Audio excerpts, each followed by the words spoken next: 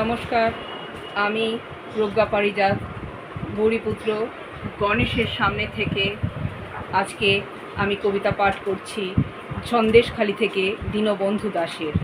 আমি প্রজ্ঞা পারিজাত কবি ও গণপতি সেবা ট্রাস্টের মুখ্য সংগঠক।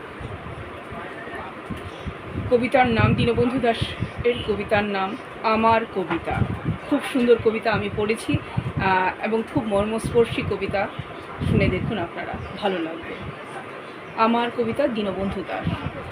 আমার কবিতা উদাস দুপুরের গল্প, আমার কবিতা উৎসবের রাতে শরৎ আকাশের পথশিশুর হাসি, আমার কবিতা স্বপ্নে দেখা কাব্য সুন্দরী, আমার কবিতা অলস দুপুরের গল্প বলা ঠাকুরমার ঝুলি, আমার কবিতা না বলা ভাষা প্রতিবাদের একটা শব্দ তরঙ্গ, আমার কবিতা কোনো এক গায়ের বধূর অজানা জীবনের করুণ কোনো গল্প গাথা, জীবনে বাঁচার লড়াই লড়তে লড়তে শরৎচন্দ্রের কোনো উপন্যাসের চরিত্র হয়ে ওঠা, আমার কবিতার পরের স্তবক কবির ভাষায় শূন্য এ বুকে পাখি মোর আয় ফিরে আয়।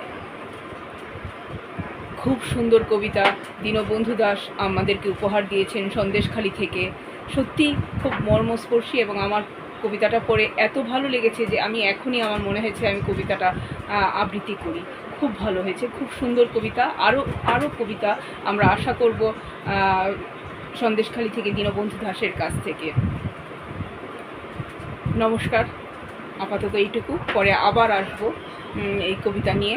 আর এই কবিতাটা আমাকে পড়তে বলেছেন, যেহেতু আমি কবিতা খুব ভালোবাসি, সামাজিক কবি দীপক কুমার বণিক, উনি আমাকে এই কবিতাটা পড়তে বলেছেন কারণ আমার এটা ভালো লাগবে বলে। ওনাকেও ধন্যবাদ জানাই এই কবিতাটা আমাকে পাঠ করতে দিয়েছেন এবং পড়তে দিয়েছেন বলে।